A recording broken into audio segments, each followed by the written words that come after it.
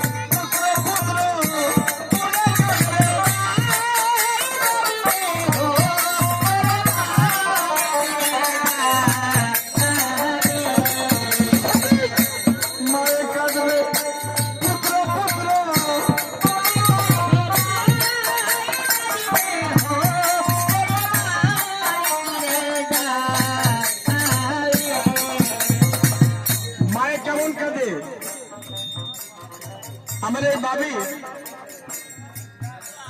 বোন বাচ্চা ভূমিষ্ঠ হয়েছে খুলনা 250 একদিনের বাচ্চাকে মায়ের কোলের কাছ থেকে চুরি করে নিয়ে গেল পশুরা। নিয়ে যাওয়ার পরে ধরা পড়লো কোথায়? আপনাদের এই পেড়লির একটু সামনে, জায়গাটার নাম ধরো বিষ্ণুপুর গ্রাম। ওই গ্রামে এসে বাচ্চা র্যাব পুলিশ ডিবি নিয়ে উদ্ধার করে নিয়ে গেল। মাত্র একদিনের বাচ্চা হারিয়ে পাগল হয়ে গেছে। নিয়ে যাওয়া 2 বছর পরে মামলায় যারা মামলা করেছে এদের বিরুদ্ধে তাদের কারিগরি টাকা, তারা অনেক ধনী মানুষ, শিল্পপতি, বস্তা ভরে টাকা এনে দিয়ে বাচ্চাটাকে খুলনা কোর্ট থেকে নিয়ে গেল। এই 2 বছর যে বাচ্চাটা মার কাছে রয়েছে, এই যে মমতা মায়া, যখন ওনার কোলের কাছ থেকে বাচ্চাটাকে টেনে নিয়ে যায়,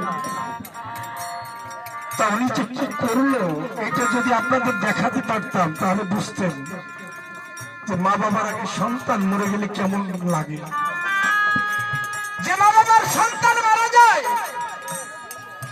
ওই মা বাবা বুঝতে পারে যে সন্তান হারানোর কি যন্ত্রণা।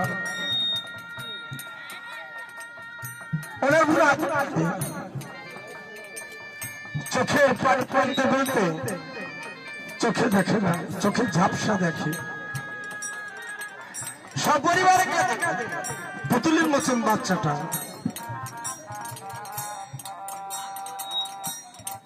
যে বাবা সন্তান কাঁধে নিয়ে শ্মশান ঘাটে যায় বা কবরস্থানে যায়, ওই বাবা বুঝতে পারে যে লাশের ওজনটা কত। আমরা সবাই গান শুনি কিন্তু তর্জমা করি না। গানকে যদি সুন্দরভাবে শ্রবণ করা যায় তা আমি মনে করি জীবের কল্যাণে আসবে, কিন্তু আমরা সেটা করি না। সন্তান মারা যাওয়ার সঙ্গে সঙ্গে পাড়া প্রতিবেশী আত্মীয় স্বজনরা এসে বাড়ির পরে জড় হয়, সবাই কাটাকাটি করে, কিন্তু কতক্ষণ? 1 দিন 2 দিন 3 দিন। কিন্তু যে মা জন্ম দিয়েছে, জন্মদাতা মা, মায়ের চোখের পানি কখনো ফুরায় না। যেমনি এদেরকেও সেরম করেছে আল্লাহ। মা সারাদিন কাজের সাথে যখন বালিশে মাথা শয়ন করে, চোখের জলে পানি ভিজে যায়, অঝরে কাঁদে। তবে সন্তান তো আর ফিরে আসবে না। মা যতদিন জগতে বেঁচে থাকে, মা সারা জীবন যতদিন পৃথিবীতে বেঁচে থাকবে ওই সন্তানের জন্য কাঁদবে। কারণ সন্তান যে মায়ের বাড়ি ছেড়ে ধন, যার হারিয়ে খোঁজে। এই জন্য কবি গানের ভাষায় লিখেছেন, সেদিন মায়ে কাঁদে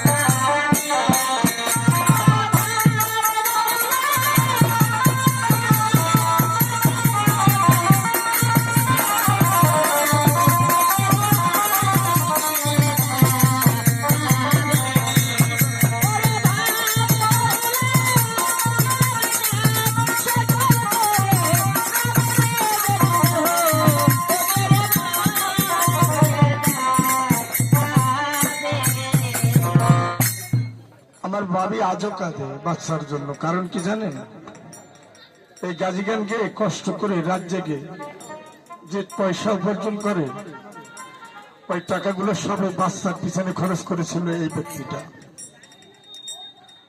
তাই পার পেটের বোনের জন্য বোন এমন করে আমার জীবনে আমি এখনো দেখিনি। তো সবাই যেখানে থাকুক যেন ভালো থাকে, যেন সৃষ্টিকর্তাকে